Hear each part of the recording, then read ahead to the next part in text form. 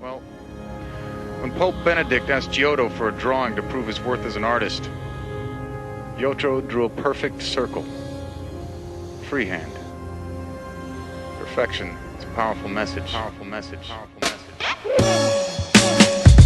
I'm a single white male, 32 years old, and I've never been too great with the women.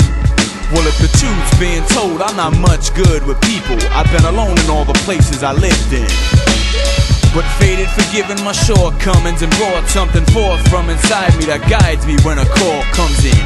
It's as if I'm blessed with a gift to talk someone into a spell unknown when I'm lecturing with the telephone before it's run-ins. Face to face, a hella hard I'm afraid to date, but somehow make a great telemarketer, cause I can sell Antarctica ice in wintertime with 29 inches that won't melt and mark up the price.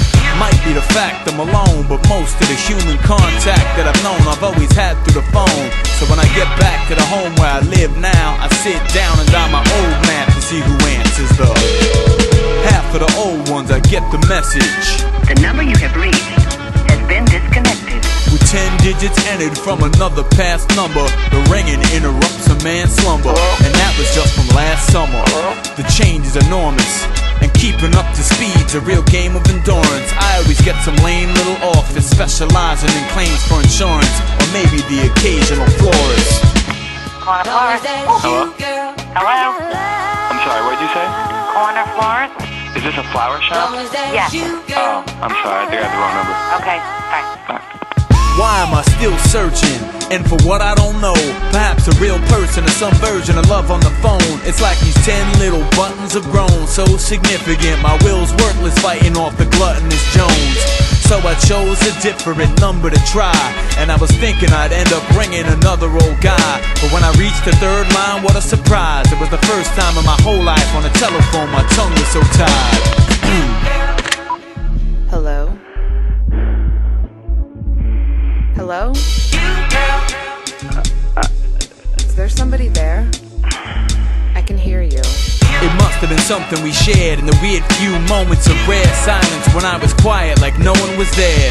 So unprepared to ever get your voice. I fell in love though I was scared like I was left no choice. But you can expect most boys who get a first taste of love in their 30s to revert to their 7th birthday. That's probably why I went the worst way and devised a plan to get to know her with my voice disguised and invented surveys. Hello? Hi, I'm calling from the Census Department. I was hoping you could answer a few questions of ours, ma'am. Yeah, sure. How many people live in your apartment? What are their ages? And by chance, is anyone a partner? Well, it's just me. I'm 30 and I'm not married. Alrighty. Do you move often? And have your jobs varied? No, I've been here for the last 3 years. And my jobs, did you say? Yes, ma'am. How many past careers? Well, I'm not really a people person. I've always worked in a lab. Ma'am, I don't blame you with all the jerks that we have. I take it you don't get out much to flirt with the lads. Are you kidding? It's just as well men are perfectly craft. Working the plans I had sown to build a rapport, I realized to have her by phone wouldn't fulfill me no more. So using the skills I was born with, I got an address at home, killing the call so I could see the best match that I've known.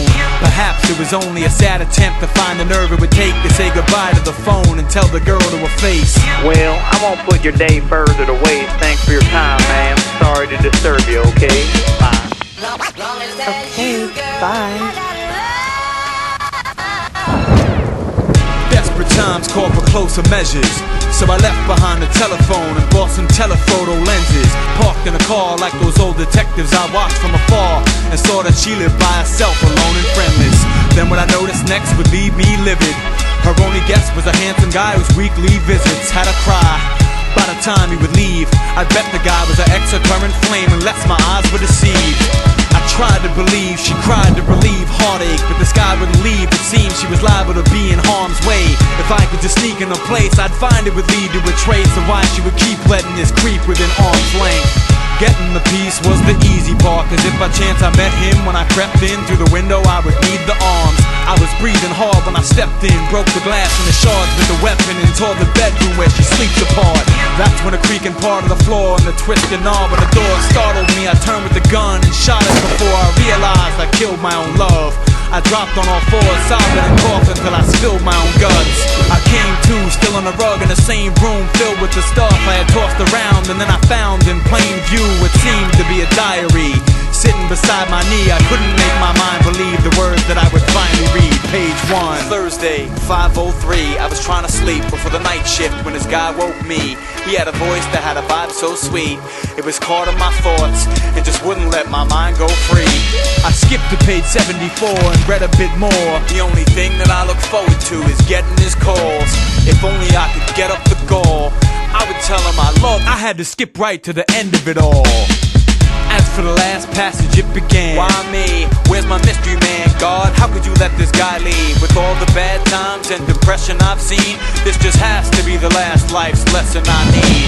In fact, this week's visit with my little brother, he said if the cancer keeps getting worse, it'll kill our mother. He said the doc said I should just accept that she's dying. And from the second he left, I spent the rest of the week crying.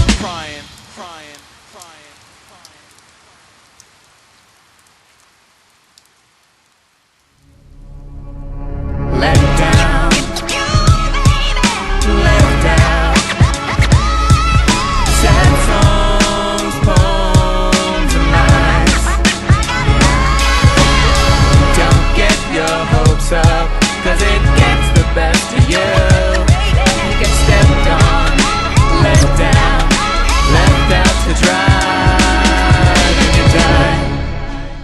This is a recording.